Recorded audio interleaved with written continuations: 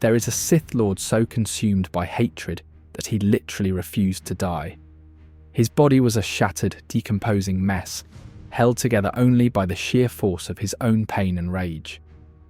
This is the story of Darth Sion, the Lord of Pain. His journey began during the Great Sith War, where he served as a Sith marauder for Exile.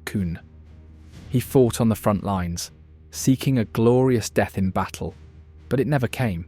He just kept surviving, building an impossible tolerance for pain. Finally, an enemy struck a fatal blow, but as he lay dying, something inside him snapped. Instead of accepting his end, he called upon every ounce of his pain, his anger, and his bottomless hatred. The dark side answered. He rose from the ground, a living corpse, and annihilated his killer.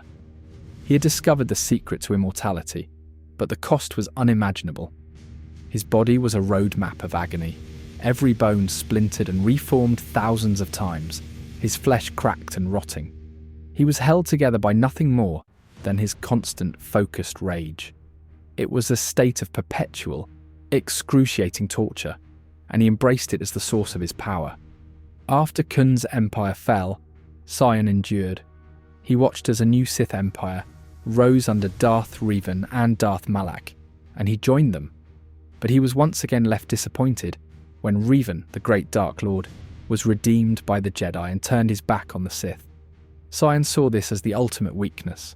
From the Sith Academy on Korriban, he watched as this new empire also tore itself apart, with Sith turning on each other in a frenzy of backstabbing. Sion, the master of survival, weathered this storm too. It was in the chaotic aftermath that he found a new purpose. He was discovered by Darth Traya, a former Jedi master who had fallen to the dark side. She was searching for wounds in the Force, and she found two of the deepest, Sion, the Lord of Pain, and another twisted being, Darth Nihilus, the Lord of Hunger. Together they formed the Sith Triumvirate. Their goal was simple and absolute, the complete and utter annihilation of the Jedi Order. From their secret base on the corrupted world of Malachor V, Traya took Sion and Nihilus as her apprentices. In the Traya Academy, she taught Sion more about the nature of pain, but her lessons were abstract, her words like echoes in his skull. Sion grew frustrated. He was a being of raw physical power, and he tired of her philosophical riddles. He and Nihilus, united by their shared hatred of the Jedi, saw Traya as an obstacle. They conspired against her. While she meditated in the heart of the academy, they ambushed her.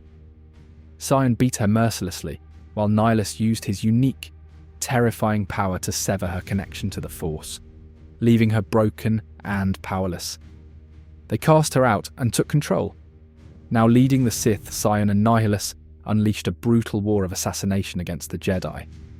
Sion became a relentless killing machine. He would hunt down Jedi, be struck down in battle, only to rise again from his own corpse, fueled by his agony, and finish the slaughter. The Jedi Order was decimated, its numbers dwindling to almost nothing. The few survivors went into hiding.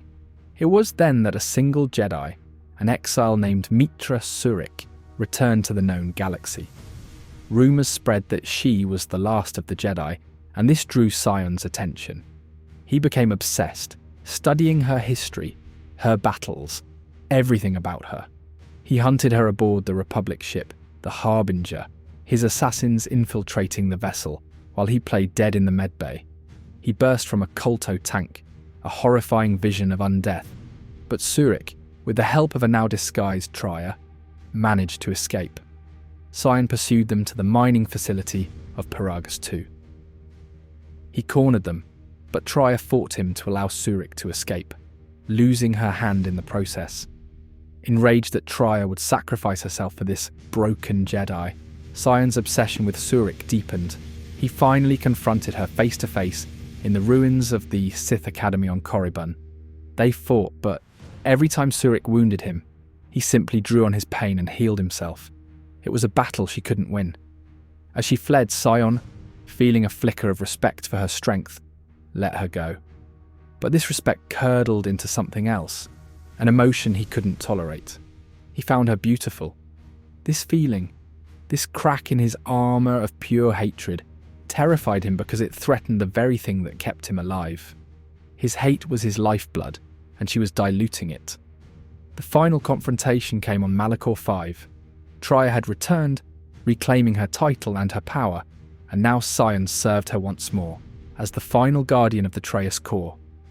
When Surik arrived, he stood in her way. They fought, a desperate, brutal battle. Surik struck him down, but he rose again.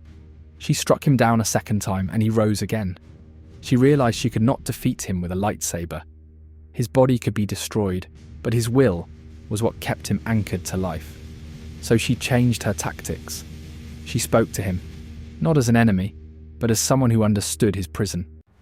She showed him that his immortality wasn't strength, it was the ultimate weakness. He was a slave to his pain, a slave to the Force, unable to let go.